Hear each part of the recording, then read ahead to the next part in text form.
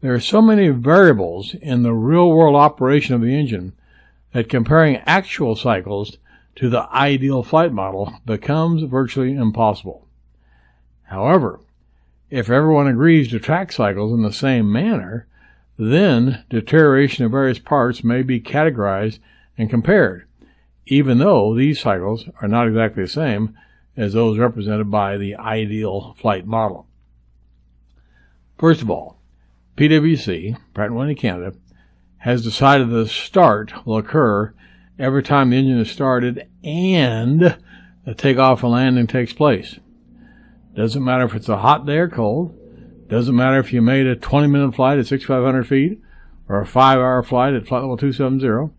Doesn't matter if you missed the approach before you made the landing. One start has occurred. Second, PwC has decided that maintenance starts on the ground that are not followed by flights, won't count. Amazing? Sure. Something of a loophole? You betcha. But true, nevertheless.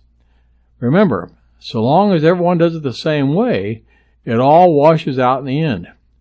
You and I both know that it cannot be good for the engines to be started up again as you taxi over to a new parking spot due to the fact that the FBO's tug that you thought was going to reposition you is broken today.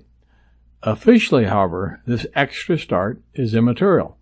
No start, cycle, or even a partial cycle has been logged. Third, PwC agrees that every landing and takeoff involves enough of a heat change in the engine that they should be considered in the officially approved cycle count. But they aren't as bad as those that involve an engine shutdown and restart. In fact, they conclude that some parts in the engine are affected more than others by these types of partial cycles. So here's what PwC says to do. Keep track of every flight, every combination of one takeoff and one landing, as well as every start. Remember, that's every start that's followed by at least one flight. Now, when overall time comes around, a formula is applied that goes something like this. The cycles equal the number of starts plus the number of flights minus the number of starts divided by ACF. ACF stands for abbreviated cycle factor, and it depends on the exact engine part being considered. A typical ACF is 3, but it may be higher or lower. For example, let's say that during a training flight, the engines were started only once, but that 7 landings were made. Doesn't matter if you were full stop or touch and go or stop and go. Applying the formula and using an ACF of 3, the cycles would be 1 plus 7 minus 1, 6, divided by that cycle factor 3. So we've had 1 plus 2. 3 cycles are counted for that training flight.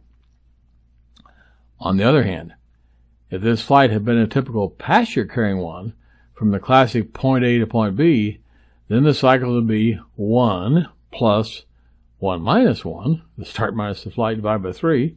So 0 divided by 3 is still 0. So we only have one cycle.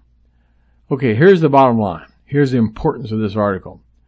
The records that you are keeping on your airplane need to have a column tracking flights and another column tracking starts. I have a simple Excel spreadsheet that I use as my flight record sheet for the King Airs that I operate. Don't even try to track cycles. It's impossible for you as a pilot to do so, unless you have access to the PwC service bulletin that lists the ACFs for each and every cycle limited part. You don't know what the cycle count is. Remember, it can be and often is different for different parts. So remember, log every takeoff and landing as a flight and record every start that was followed by at least one takeoff and landing.